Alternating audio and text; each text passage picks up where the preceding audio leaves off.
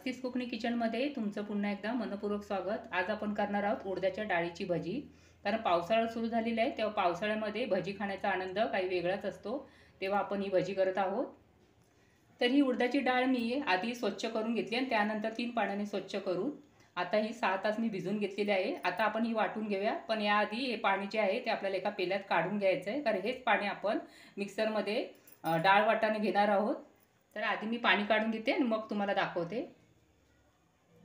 तर इथे पाणी मी काढून घेतलेलं आहे, अगदी थोडंसं पाणी घेतलेलं आहे, कारण आपल्याला वाटताना जास्त पाणी लागणार नाही आहे। तर आता मिक्सरच्या भांड्यामध्ये ही डाळ काढून घ्यायची। आता यामध्ये हे डाळीचं पाणी घालूया, थोडं अगदी घालायचं आहे, जास्त पातळ ही अशी डाळ वाटायची नाही आहे, आपल्याला अगदी थोडी घट्टसर ठेवायची आहे। आता आपण वाटून घेऊया। तर इथे माझी डाळ वाटून झालेली आहे। तर यामध्ये आपण मीठ घालूया, तर चवीनुसार मीठ घालायचं आहे, चिमूटभर बेकिंग सोडाही घालायचा आहे, कारण मिक्सरमध्ये छान असं लवकरात लवकर फेटलं जातं, यासाठी मी सोडा आधी इथे घातलेला आहे। आता आपण मिक्सर एकदा फिरून घेऊया।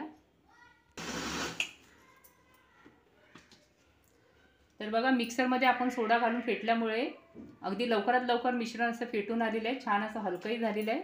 तरी आपण एकदा हाताने खाली उतरवल्यानंतर फेटून घ्यायचं आहे। तर आता हे एका भांड्यात काढून घेऊया। हे वाटताना मला 2-3 चमचेच पाणी लागलेलं आहे। तर इथे आता आपल्याला पाणी घ्यायचं आहे आणि हे मिश्रण आपल्याला एकदा हाताने फेटून घ्यायचं आहे। तसं आपलं फेटून झालेलं आहे मिक्सरमध्ये, पण हाताने 1 मिनिटभर फेटून घ्यायचं आहे। तर आता इथे 1 मिनिट झालेलं आहे, आपलं मिश्रण तयार झालं आहे की नाही ते पाहूया। तर यातलं थोडंसं मिश्रण घ्यायचं आहे आणि या पाण्यात टाकून बघायचं आहे। जर हे तरंगलं ना मिश्रण, तर आपलं मिश्रण झालं असं समजायचं। तर बघा, मिश्रण छान तरंगत आहे, म्हणजे मिश्रण आपलं छान तयार झालेलं आहे। आता आपण यामध्ये इतर जे साहित्य ते टाकून घेऊया। आता या मिश्रणामध्ये आपल्याला पाव चमचा हिंग घालायचे, पाव चमचा जिरे घालायचे आणि पाव चमचा ओवा देखील घालायचा आहे। आता आपल्याला इथे घ्यायचं आहे हिरवी मिरची, लसूण आणि आल्याची पेस्ट अर्धा चमचा घेतलेली आहे आणि यामध्ये थोडीशी कढीपत्त्याची पाने अशी तोडून घालायची। बाजूला मी तेलही गरम करायला ठेवलेलं आहे।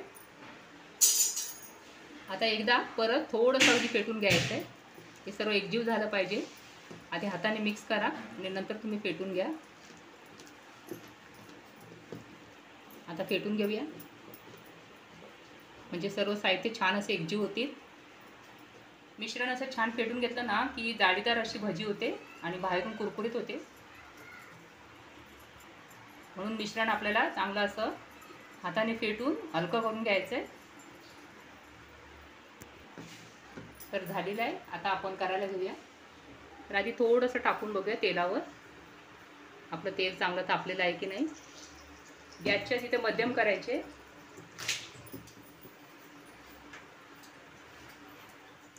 तर ही पहिली भजी आपण अग्निदेवाला अर्पण करूया, म्हणजे आपण केलेला पदार्थ छान असा होतो, पचायलाही आपल्याला मदत होते।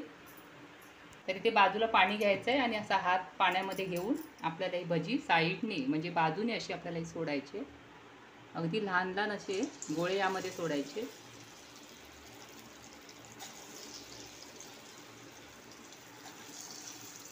तर फुगल्यानंतर बघा ती भजी थोडीशी मोठी होते, म्हणून लहान गोळे सोडा।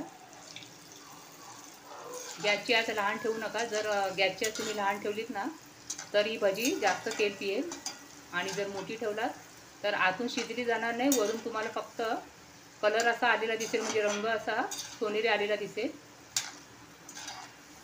तर मध्यम आचेवर आपण ही भजी सोनेरी रंगाची होईपर्यंत, खरपूस रंगाची होईपर्यंत तळून घ्यायची। भजी तळण्या अगोदर इथे ताटावर आपल्याला टिश्यू पेपर काढून घ्यायचा आहे, म्हणजे जे काही भजीला तेल असेल तो या टिश्यू पेपराला लागेल। तर आता छान अशी खरपूस सोनेरी रंगाची भजी आपली तळली गेलेली आहे, काढून घेऊया। गॅसची आच कमी करायचे आणि नंतर परत मध्यम करून भजी तळून घ्यायची। तेल चांगलं निथळून घ्या आणि मगच भजी यामध्ये काढा।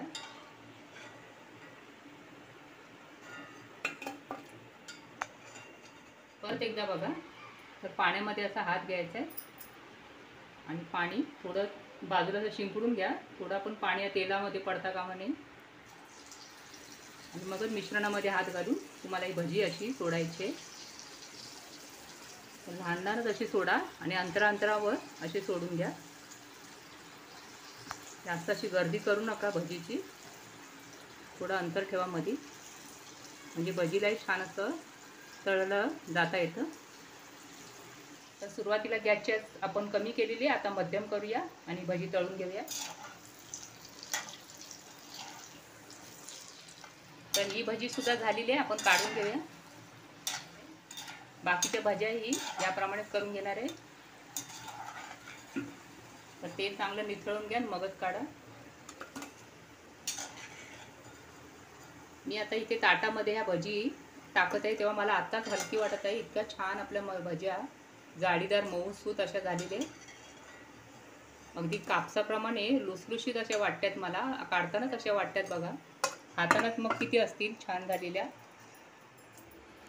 तर आपली उडदाची भजी झालेली आहे. बाजूला चटणी देखील मी ठेवलेली आहे, याची लिंक मी तुम्हाला डिस्क्रिप्शनमध्ये देते, ही चटणी कशी तयार केली.